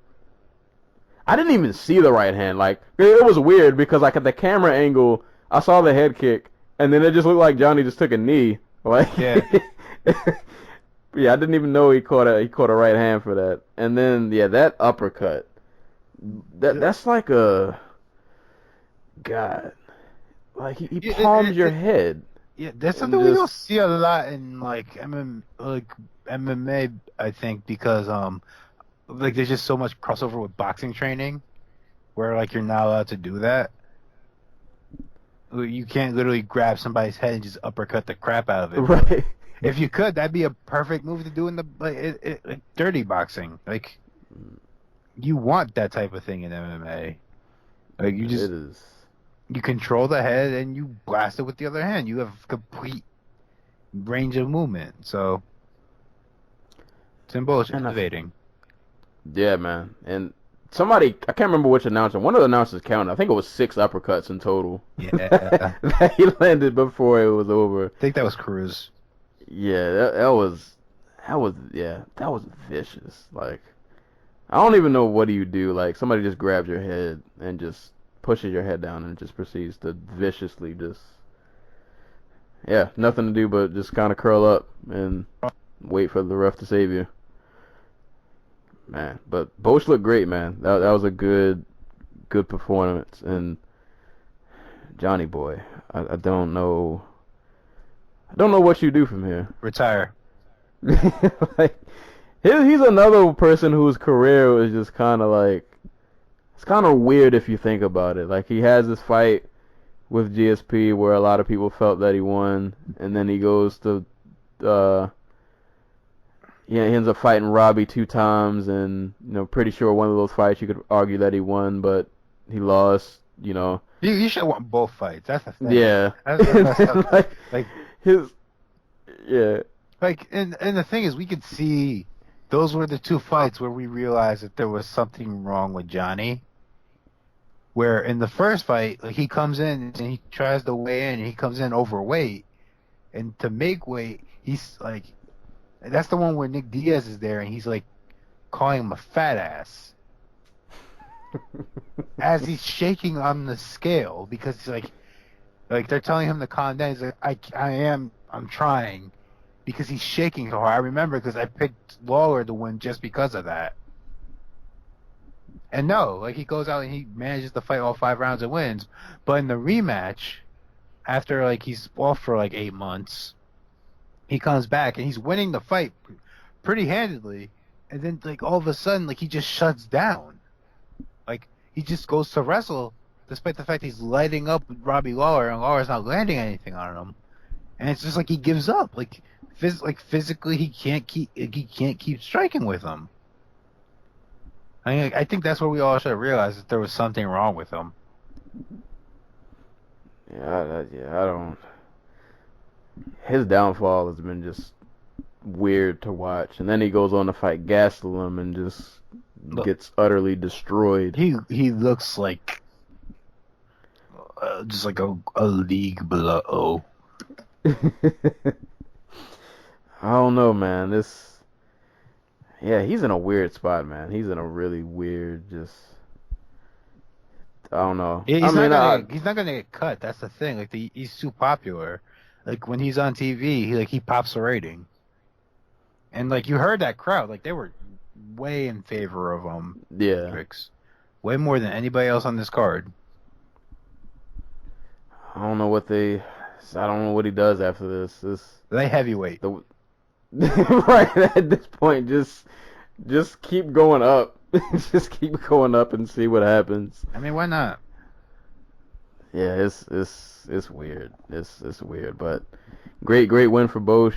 I guess we'll see what happens with Hendricks. I guess kind of in the interest of time, I don't want to spend too much time on it, but we briefly mentioned it earlier. Felice Herrig and Justine Kish. Herrig has been on a roll pretty much kind of lately. Dude, she is like 4-1 in UFC. Yeah, man. She's like she got she got that UFC money and she started actually training like full time. I think. Yeah, I was gonna say she's gotten a lot better since like grappling, striking, wrestling, like all of it. It's really like good to see. Leaps and bounds. Yeah. Like she out grappled Kish to pretty one-sided decision. Like I don't know why one judge gave it like 29-27. I thought Herrig won all 3 rounds pretty decidedly. But I guess the one noteworthy thing besides Herrig's improvement is Justine Kish. When she fought that submission that you were talking about earlier, she shat herself. Oh yeah, that did happen. So I didn't notice that somehow in real time. I didn't notice that at all. They cut away from it really quick. Oh, okay. Because I woke up the next day and I saw somebody post a picture, but like I don't know. I don't always believe things on the internet. I was like, this might be photoshopped or something. But then like I saw an article and I was like, oh, she really yeah, that really happened. Yeah. Whew. Yeah. Shout outs to her, on the bright side, she joins Yoel Romero and Tim Sylvia. So she's in Elite Company. Yeah. Hold up, I remember the Sylvia one. I don't remember the Romero one. It was against Brunson, I think. Where you just see like a big ass streak on his shorts, and just like he shot himself. Man, fighters go before the fight. Like you gotta go before the fight. Like don't go in the ring, cage, whatever. Then you'll be like, unless you're really good. That's gonna stick with you for the rest of your life. I don't know. I wonder maybe if it's just like a nerves thing. Like maybe it's just I don't know. You're so nervous and your bodily functions just kind of like I don't know. Well, I think with the Sylvia one though, I remember him saying that something was wrong with him before the fight. Like I think he had some kind of stomach thing, but he didn't want to pull out of the fight and ended up dropping a load. But ugh, that's gotta suck. Shout outs to whoever had to clean that up. They did it right afterwards too. Like right after the fight. That's gotta. Well, that's. Ugh. I don't know how you keep fighting after that. Like I might just call myself out. Like, ugh. Props to her, man. Tough as nails. Just, oof. I don't want to think about how that feels. That's really awkward and just like, I'm trying to picture like, how do you react that somebody chokes you that hard that your bowel movements just let loose? Like, what are your coaches thinking? Like, what's going on in your head? Like, you gotta realize you just did it. But I guess you just keep fighting. That's what she did. So, oh man, but yeah, shout out to Felice Herrig, man. Did a lot of improvement. On to this next fight though, which ended in 29 seconds. And as I say every podcast, anybody at 205 who does anything good, I root for. I'm happy for. Dominic Reyes savagely beat Joachim Christensen in a very one-sided fight. Yeah, not a lot to say other than he just beat on this man. Just trying to remember the whole sequence. I think it was like a left hand or something that he fired. Yeah. And, like Christensen just crumbled. Yeah, just I think he caught him with a left initially. I think that stunned him, and then he had him against the cage. He threw another one straight down the middle, and just Christensen just kind of just died on the spot, and then a little bit of ground and pound. And yeah, since we don't have a lot to talk about with the fight, let's talk about Dominic Reyes for a quick second. This is the second man he's iced in less than a minute this month. The third this year. Like, he fought LFA 13 on June 2nd, got the call of the UFC, and proceeded to knock out Christensen, who, by the way, had never been knocked out before in his career, though he had been stopped twice in the UFC before. was the LFA one? Was that the head kick? Yes. Ooh, yeah. If I can remember, I'll put a link to that in the notes. That was probably one of the nastiest head kicks this whole year. Yeah. Like, yeah, man, this dude. He has six first-round finishes in his career. And he's only 27 years old, so he's still a baby. Yeah. So hopefully we'll see more of him. Or anybody in 205 that can make some noise the UFC needs. So, yeah, man, I'm definitely looking forward to seeing this dude again. He works as an IT technical support for a high school, and now he fights in the UFC. Also, he played football for the Seawolves of Stony Brook University. I'm assuming in New York. He was all-conference twice, and he wanted to play in the NFL. He could participate in the Combine for 3 teams, the Washington Redskins, the Chargers, and the Raiders. They all expressed interest in him, but none of them drafted him, and that's the reason he decided to become an MMA fighter. Hey, man, it worked. It worked, and that athleticism definitely carried over. So yeah, man, shouts to him. I hope to see some good things from that dude. I ain't gonna spend too much time on the Means Garcia fight. I thought it'd be funner than it was. Garcia. Yeah. Garcia is like the atypical. Means wins the fight by UD, by the way, unanimous decision, 29-28 across the board. I thought he won all 3 rounds. Beside the point. Like Garcia. Like, he seems like such an atypical fighter to be fighting at, like, TriStar. Because they're used to having, like, lanky dudes with long reaches and stuff like that who can fire a jab and shoot a takedown from distance and stuff. Like, Garcia is, like, just a brick house. He's like Hector Lombard or, like, Alir Latifi. Like, he should be a dude who should be pressuring guys and shooting for power doubles and stuff like that. I think he's one of the, my point being, I think he's one of the dudes who's kind of like impaired by the TriStar style. Yeah, I mean he had some moments, but yeah, I guess Dude, he was just swinging at air for like 90. Yeah, he was throwing some just wild power shots, and Tim Means was just like picking him apart with everything. Yeah, but yeah, not the best fight really from either of them, but I guess solid win for Means. Means has to get his career back on track after Alex Oliveira just overnight became like a grappling sensation. Yeah. Speaking of getting life back together. Speaking of grappling sensations. Oh boy, everybody's favorite lightweight. BJ Penn, for whatever reason, is still fighting in 2K17. Because, as Chael Sonnen so aptly put in his post-fight interview, as the post-fight press conference for Bellator 180, you're never done with fighting. You gotta wait until fighting's done with you.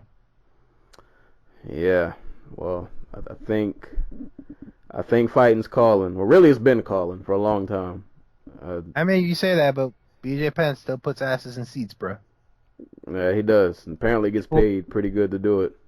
Yeah. 150 G's. Yeah, man. Cleared 150 G's to fight Dennis Seaver, opening up the card. You know what I want to be? That I surprised wasn't me. surprised that they opened it. I thought he would be like the third fight from the top, like where Hague Kish was. Nah, I'm honestly not surprised. I think, I mean, I get it. The UFC is smart. They know, regardless of Penn's status or where he's at in his career, he's gonna move a needle. People are gonna be interested to see if he can still do it. So why not just throw him out in the beginning? You know, kick the card off. See, I mean, best case scenario, let's say he would have won like after that second round knockdown, then you kick your card off with a bang. But you know, that didn't happen. Yeah, man, BJ. To be slightly positive, in the last like 4 BJ fights, this probably is the best he's looked. I mean, I mean, like, cause like, let's look at the last 4 BJ fights.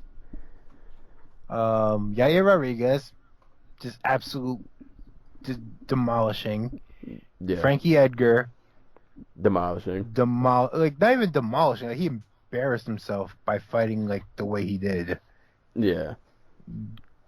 And then Rory McDonald. Terrible.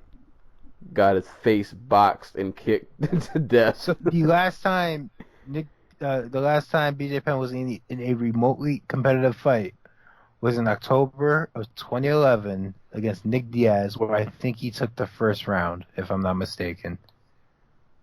So this is the best BJ Penn since in 6 years, and that is incredibly sad.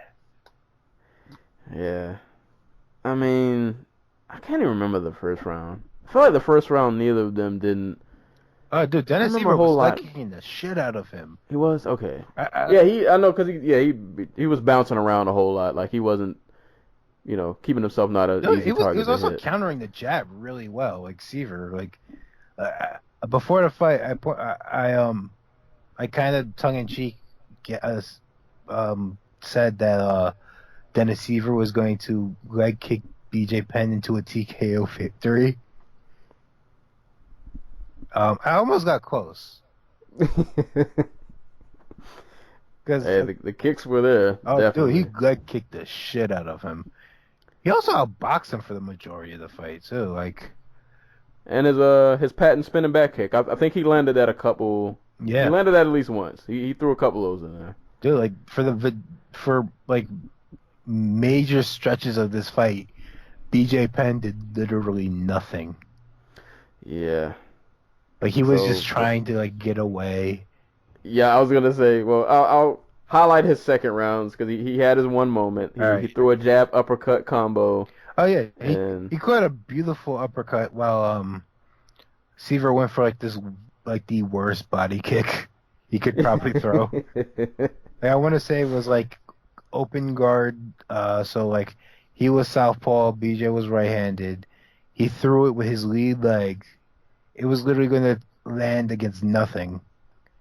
So, and BJ cracks him with an uppercut. And the crowd just loses their minds because everybody thinks, oh, BJ's going to win a fight. 2K17. Nope. Doesn't happen.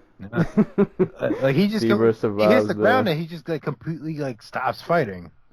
Right. Yeah, like, he literally just laid there. And then the third round was literally BJ just, I don't know what circling BJ was away doing. As Siver continually kicked him in the leg and made it like, I'm trying not to oversell how badly BJ got his leg kicked, but like, it was black and blue and red on both sides and just like swollen. Yeah, that third round was all abuse from Siver. Like, also complete abuse. Also, fuck the judge that gave it a 28-28. I didn't even notice that. Yeah, like, Siver won Siver won 13 of the 15 minutes of this fight. Yeah, man. BJ just looked out of it that third round, and it was just, yeah. I don't want to see him in a cage again. I don't want to. Bellator, don't even look at him. Just don't do it. we need to let this man go. This is a I mean, this is a fight BJ should have had like 2 to 3 years ago. right. Like he probably would still be like moderately good right now. Like I'd say, I'm sorry, like Vitor Belfort territory, where like, okay, he's not gonna beat everybody, and not every fight he's gonna be in is gonna be great, but like he'll still knock a few heads. You know what I mean? Like Right. instead they have him fight Frankie Edgar, Yair Rodriguez, and freaking Rory McDonald, and that probably shortened whatever he had left from his prime. Yeah. And then we get this, and this. I mean, he had his brief moment in the second, but yeah, other than that, it wasn't not a whole lot to write about with his performance. And when was the last time Seaver fought? It's been 2 years. He was God. It was 2 years because he got USADA. Duh. It was 2 years and 5 days because he tested positive. He got for steroids or something. I can't remember what. I'd like to point out this fight was originally booked for UFC 199. Like they tried to get this stuff. They tried to get BJ this fight before they got him the Yair Rodriguez fight, but it fell through. Oh boy, and man, he's had one of the hardest fall offs I've seen that I can think of in like recent memory. Of just like the fights just seem to get progressively worse and worse and worse. Well, up until this one was a little better, but. Oh, I wanted to say something really quick because I got it wrong. Seaver was hurt. He didn't get popped. But, so injured for 2 years. Basically, or he was injured, or he popped and then he got injured. I'm not 100% sure. But yeah, no, BJ. I don't want to say it was abrupt, but like it became much because like this is still the dude who fought John Fitch to a split draw. You know what I mean? Right. But like at the same time, and he fought Nick Diaz tough. But like after that, the long breaks in between his fights, the fact that he fought a guy who probably could be a decent sized middleweight in Rory McDonald and got pounced by him, then tried to cut weight to featherweight for the first time against a guy who puts out so much pace in Frankie Edgar, and then trying to fight a young athletic dude in Yair Rodriguez. Like there's nowhere to go but down. Yeah. Ugh. And he definitely he went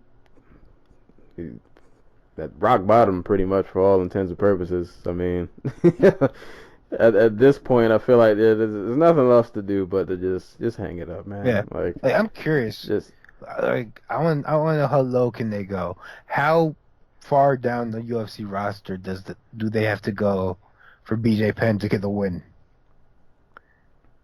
I don't think, you know what, they're not going to be the ones to do it. No.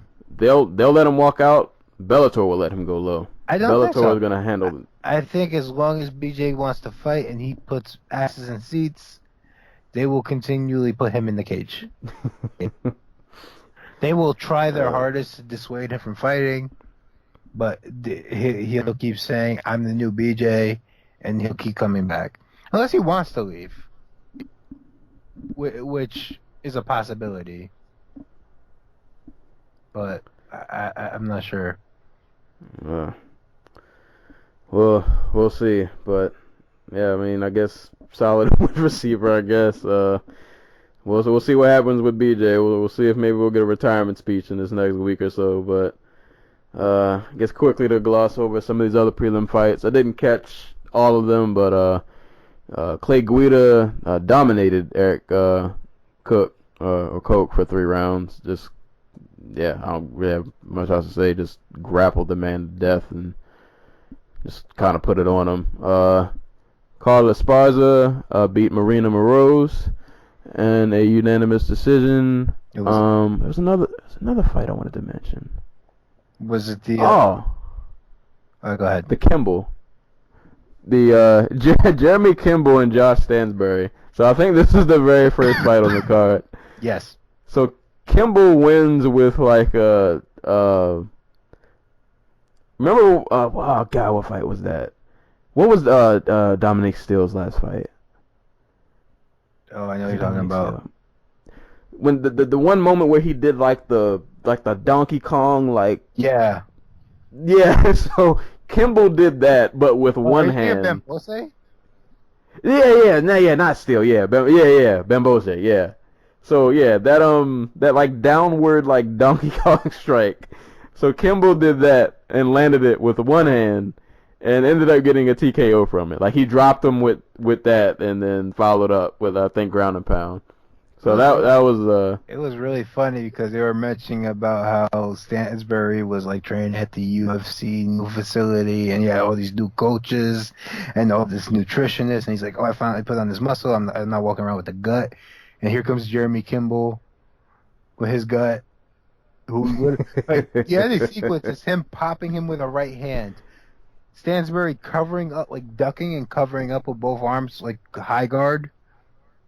Kimball proceeds to pivot out to his right and just drop a hammer fist, like right between like the crook of his shoulder and his fist, where his high guard is, and just knocks him out cold. It was glorious. It was. Like that was an awesome KO. Like that's the kind of move you don't land that often. That's like a once in a lifetime. You're not gonna land that again. But I remember that was once upon a time somebody was very angry at me on Twitter because I said Josh Stansbury wasn't a good prospect. And now you know why. Oh man. TKO via Donkey Kong slap. Just Yeah. Oh no, the other fight I wanted to mention, Tony Martin and Johnny Case. That was a pretty good that was a good scrap. Yeah, that was a pretty good prelim scrap. That was definitely Jared Flash Gordon and Michael I'm gonna butcher this guy's name. Michael Quinones. Yeah. So Flash was he from one of those Dana White shows? I think he was from Looking for a Fight. Yeah. Yeah, he comes in the UFC, looks pretty good. Comes in and handles business. He looks like a legit prospect who's had time to be on the regional scene before they just shove him on the show, like they did with Randy Brown and Nate Marquardt. Not Nate Marquardt. Freaking Randy Brown, Devin Clark, and our patron saint, Sage Northcutt. Who is fighting? No, that fight's off. John McDessie. Oh wait, I forgot they got McDessie in there. Yeah. I mean, maybe story for another day. Whatever.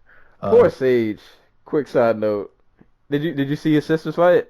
Oh yeah, she got. You watch it? Oh my god, I forgot that he was doing commentary. Yeah, man, that was. I felt bad for him. He handled it pretty well. He did. He handled it very well. I'm really starting to believe well. he has no emotions. Everything's just super. Oh man, yeah. For people who don't know, so his sister Kobe fought on the last LFA card, which I think was last weekend, and she looked decent in the stand up, but once she got taken down, it was just kind of like Sage Northcutt 2.0. Yeah, she kind of just didn't really have much to offer, and poor Sage is commentating, watching his sister. Yeah, just kind of get beat up. But props to him, man. He handled that very, very, very, very well. He handled like a cold, emotionless machine. Man, that's gotta suck. But yeah, that's a quick side note. I don't want to spend too much time making fun of Sage, but that's gotta suck. Also, shout out to Tony Martin, who because like this fight against Johnny Case is an instance where if Johnny Case had fought any version of Tony Martin before this fight, he probably would have beat the shit out of him. Like the Tony Martin that fought life and death with like Felipe Oliveri, or that got submitted by Leonardo Santos. Like that version of him probably loses. You know what I mean? Because like he had never shown this level of technical prowess on the feet. He never showed that he could go 3 rounds. He's never shown that like he understands like head positioning and footwork and how to pressure effectively without going ham. And like all that, like just really good improvements. You know what I mean? I was gonna say he put it on him. Yeah. Like it was. Dude, he kept He it definitely. really simple too. Just jabs and counter right hands. Yeah. He definitely looked good. Overall, yeah, this was a pretty good, pretty good card. A little controversy in the main event, but this is a pretty solid card. A good mix of. An okay end to an other like. This was literally a nothing month for the UFC. Like the month of June, like it started off with what did it start off with? It started off with Holloway Aldo. By the way, which was really the only like fight that people cared about on that card besides like the Moraes fight. Then after that, it was Hunt Lewis and an undercard of like Journeyman. Then it was like Home Correa, and then this card. Like not a lot. Like besides the Aldo fight, the Aldo Holloway fight, not much of consequence happened this month. Yeah. Like RDA moved to welterweight and beat a guy who most people thought he was gonna be. Holly Holm finally got another win because she stopped fighting freaking strikers. Or I should say, more experienced kickboxers than herself. And then, I don't know. Like, I guess Ben Wynn destroying Tim Elliott is newsworthy. But, like, not a lot happened this month. Well, we got next month coming up. Oh, dude, next 2 cards. Yeah. Next 3 cards, because freaking 214 is next month, too. Yeah, this July's gonna be a busy, and then somehow we're gonna figure out a podcast schedule because there's a stretch of like 5 cards in like 4 days or something crazy like that. So, but yeah, next month there are no shortage of fights and just probably nice violence to talk about. Going on next month, and then we got Pacquiao this Saturday. Fighting on ESPN. A lot going on. ESPN, that's important. No pay-per-view. No more pay-per-view. On ESPN. Bit of news from before. Top Rank.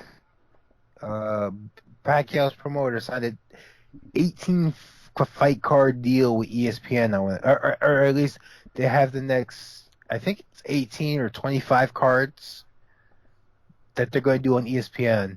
And they're going to feature Top Rank's best boxers, including Manny Pacquiao, Terrence Crawford, Vasyl Lomachenko,